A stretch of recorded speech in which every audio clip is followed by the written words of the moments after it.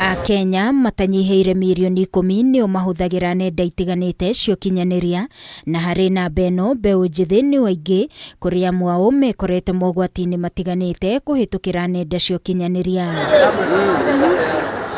Ikundi itiganite iria ni hamwe na UNITOC, UNICEF, kiama gia Scouts na Girl Guides ni itabanirie kigomano igikuruhania mbeũ njithi amwe ao mari arutwo thukuru niguo kumathomithia ugitiri na umenyereri hindi iria marahuthira nenda cia ukinyaniria na uria mangithema mogwati ta kunyamario nenda-ini. Na kuringana na uthuthuria wa mwaka wa 2020 wa thĩ yothe, mamilioni ma ciana nini ni magũire mutego-ini wa kunyamario na kuhuthirwo ũru kĩmwĩrĩ, ũndũ ũrĩa waumanĩte na ũhũthĩri wa nenda cia ũkinyanĩria. No ũndũ wa kĩeha nĩ atĩ gĩcunjĩ kĩa 60 harĩ igana gĩa ciana iria ciekorire thĩna-inĩ ũyũ nĩ kũhĩtũkĩra andũ moĩ na andũ mehokete matingĩmanyamaria. The statistics are alarming and the urgency is clear. Together, with unwavering commitment and collaboration, we can disrupt the harm inflicted upon our children in the digital age. Let us act today to protect our children and create a safer, more secure online world for generations to come.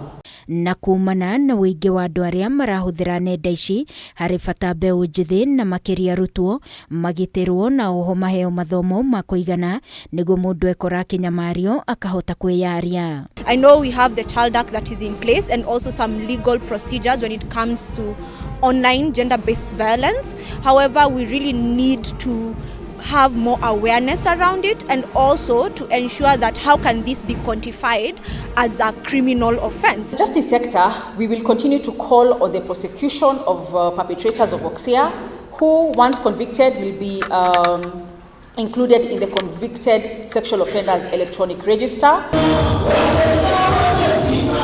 Aria makoretwo magikuruhana na arutwo maita maingĩ ta arutani maugĩte aciari aingĩ nĩ magĩire na mĩhang'o na makaga mahinda na ciana ciao, ũndũ ũrĩa ũcangĩire maũndũ maya gwakĩrĩria na oho amwe a aciari gũkũma na gũkiria ciana ciao rĩrĩa marathiĩ kũmera ũndũ. Some of the parents they don't give space to these children.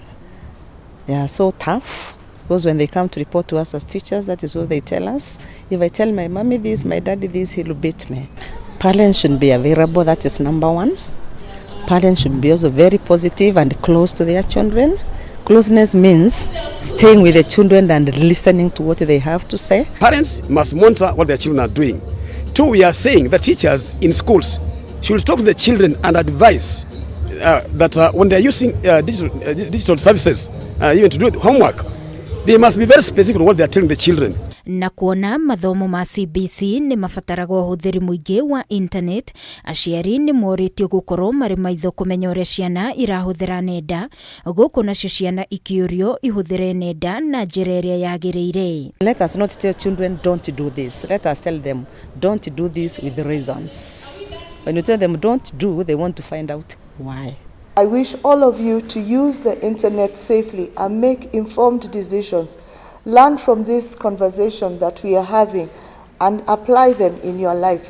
Ngĩribotera Kameme TV ni njĩtagwo Wangui wa Mũirũrĩ.